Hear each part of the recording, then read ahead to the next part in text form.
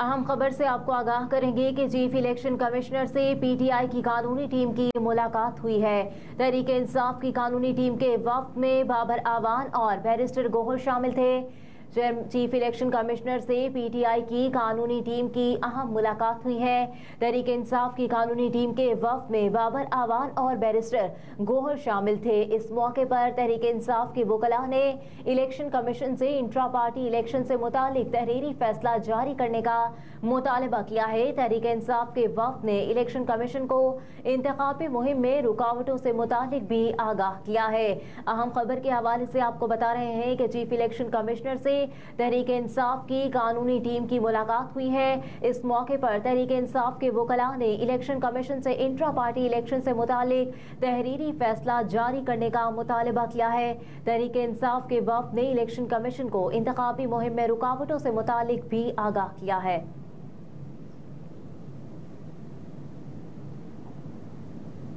मुस्लिम league नून की governor house में अहम बैठक। जनूबी पंजाब के सियासी मामलात पर गौर किया गया है। कायद मुस्लिम लीग नून नवाज शरीफ की जेर सदारत इजलास में गवर्नर पंजाब बलीगुर रहमान, सदर मुस्लिम लीग नून शहबाज शरीफ और मरियम नवाज भी शरीक हुए। इजलास में राना सनाउल्लाह, अब्दुर्रहमान कांजू, परवेज रशीद भी शरीक हुए, जबकि जनूबी पंजाब के सियासी मामलात जेर गौर लाए गए हैं। कायद नून लीग ने पार्टी को जनूबी पंजाब में मजीद मुनज़्ज़म करने और नून लीग के वोट बैंक में इजाफे के लिए मकामी अमायदीन से राब्ते तेज करने की हिदायत की है। मुस्लिम लीग नून इजलास में जनूबी पंजाब और बहावलपुर डिवीजन में टिकटों की तकसीम पर मुशावरत हुई। कायद मुस्लिम लीग नून ने जनूबी पंजाब के मुस्लिम लीग नून के अहम रहनुमाओं से भी मुलाकात की है।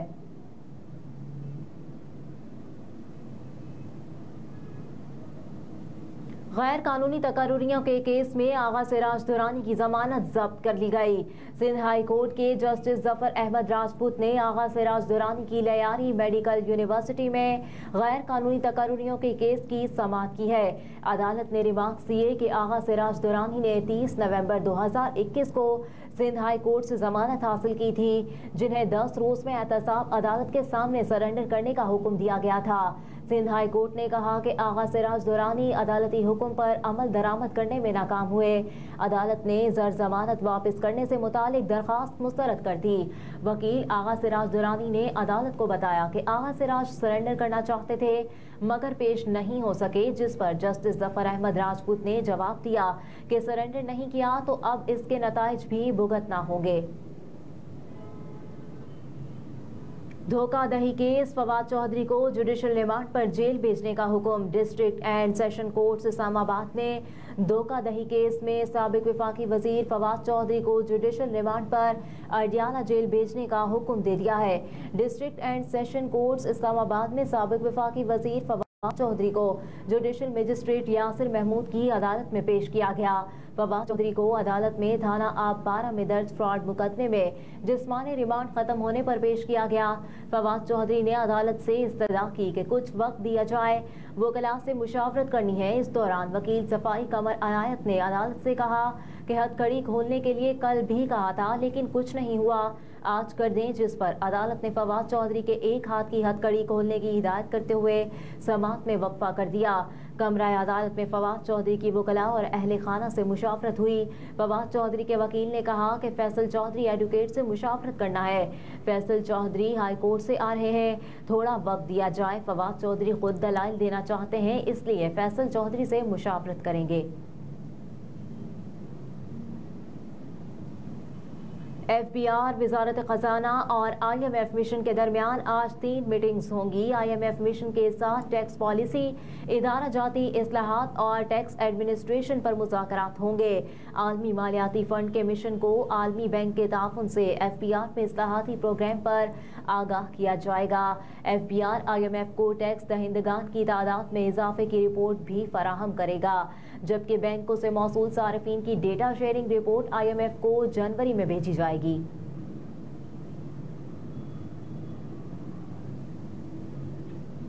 अभी आपको बताएं कि फैज हमीद के खिलाफ कब्जे का केस, साबिक निसार के कहने पर लाखों दरखास्तों का रिकॉर्ड जाया किया।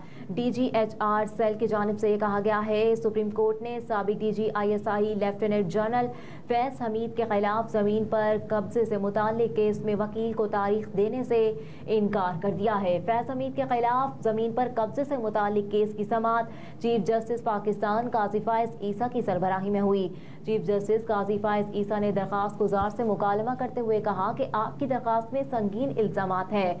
वकील दरखास्त गुजार ने कहा कि इसकी समाअत को मुख्तसर अरसे के लिए मुलतवी कर दें, जिस पर चीफ जस्टिस ने रिमार्क्स दिए कि इल्तवा नहीं देंगे, अभी तैयारी कर ले, तारीख देने की रिवायत खत्म कर दी है।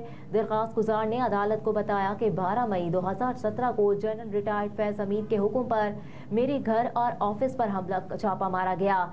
छापे में कीमती सामान और हमारी निजी हाउसिंग सोसाइटी का रिकॉर्ड चोरी कर लिया गया। मेरे खिलाफ गैर कानूनी कार्रवाई का मकसद निजी हाउसिंग सोसाइटी का कंट्रोल हासिल करना था। रेड के बाद मुझे और मेरे 5 साथियों को गिरफ्तार करके जिस बेजा में हब्से बेजा में रखा गया। अभी आपको बताएं कि सिंध हाई कोर्ट में पुलिस और JIT's रिपोर्ट मुस्तरद, लापता अफराद का हर एंगल से सुराग लगाने का हुक्म दे दिया गया है। सिंध हाई कोर्ट के जस्टिस नेमतुल्लाह ने लापता अफराद की बाजियाबी के लिए दायर दरखास्तों की समाअत की है, जिस दौरान अदालत ने लापता अफराद का सुराग न लगाने पर JIT हुकाम पर भी बरहमी का इजहार करते हुए JIT सरबराह और सूबाई टास्क फोर्स सरबराह को तलब कर लिया है। अदालत ने कहा कि JIT में लापता अफराद का सुराग नहीं लगाया जा सकता तो ये कार्रवाई फजूल है, लोगों को बस परेशान करते हैं, होता तो कुछ भी नहीं है। 26 JIT's इजलास के बाद भी सुराग नहीं लगाया जा सकता तो सब फजूल है। दौरान समाअत सिंध हाई कोर्ट ने पुलिस रिपोर्ट मुस्तरद कर दी और इजलास के 3 रोज बाद JIT's रिपोर्ट जारी करने का हुक्म दिया। अदालत ने विफाकी वजारत दाखिला और दिफा की रिपोर्ट पर भी अदम इत्मीनान का इजहार किया और कहा कि अब ऐसा नहीं चलेगा, लापता अफराद का सुराग लगाना होगा वरना तफ्तीशी अफसर के खिलाफ कार्रवाई होगी। वजारत दाखिला की रिपोर्ट में मजीद बताया गया कि मज़कूरा लापता अफराद की किसी विफाकी इदारे के हिरासती मरकज में नहीं।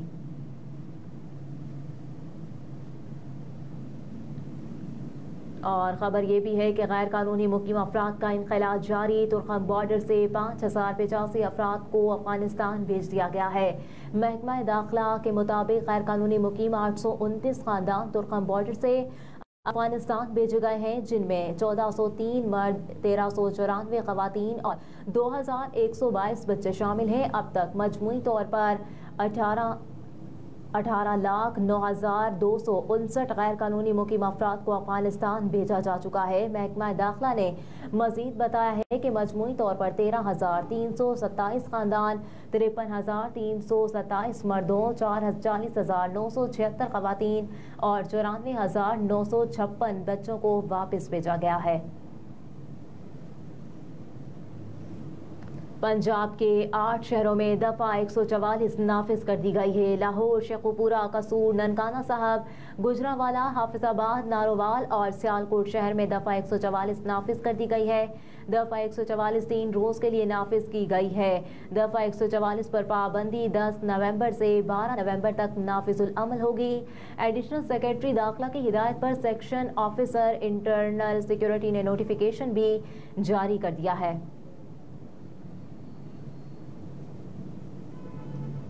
और अभी आपको बताएं कि बाबर आजम से 2.5 साल बाद वनडे रैंकिंग में पहली पोजीशन छिन गई है।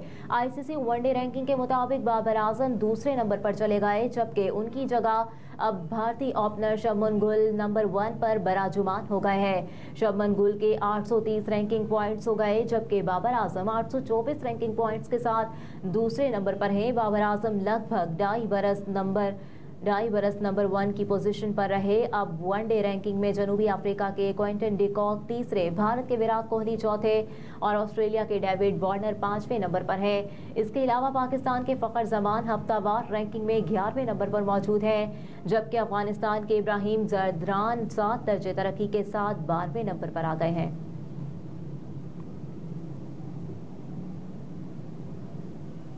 अहम खबरें आपने मुलाहिजा की। इसके साथ ही न्यूज़ स्टूडियो से फिल वक्त इतना ही। आप देखते रहिए SMTV ग्लोबल।